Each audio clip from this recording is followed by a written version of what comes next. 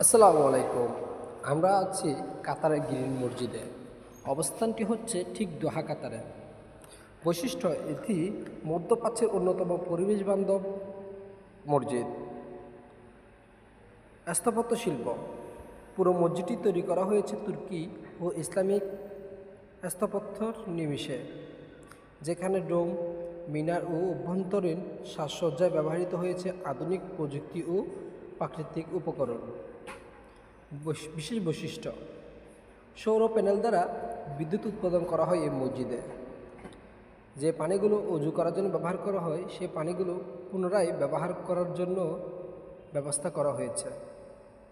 প্রাকৃতিক আলোর ব্যবহারের জন্য বিশেষভাবে নকশা করা হয়েছে ছাদ। ভিতরে এয়ার কুলিং সিস্টেম, যা শক্তি সঞ্চয়। চারপাশে সবুজ উদ্যান ও গাছপালা দিয়ে পরিবেশ বান্ধব পরিবেশ তৈরি। এখানে শুধু নামাজই নয়, বরং কোরআন শিক্ষা, ইসলামিক সভা ও কমিউনিটি কার্যক্রম অনুষ্ঠিত হয়।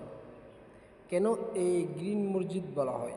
এই মসজিদটির পরিবেশ সংরক্ষণ ও টেকসই উন্নয়নের সব উপাদান অন্তর্ভুক্ত, তাই একে বলা হয় গ্রিন মস্কুট।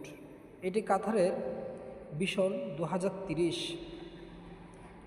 স্টেডিয়ামের ভিশনের জন্য এর অংশ হিসাবে বিবেচিত করা হয়।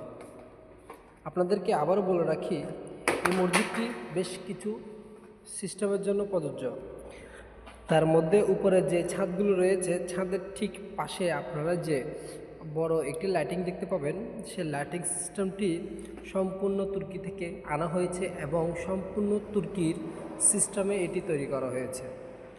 এটি তৈরির একমাত্র উদ্দেশ্য হলো কাতারে প্রবাসীদের দৃষ্টি আকর্ষণ করা এবং প্রবাসীদের মাধ্যমে এই কাতারকে সম্পূর্ণ দেশ বিদেশে প্রচারিত করা।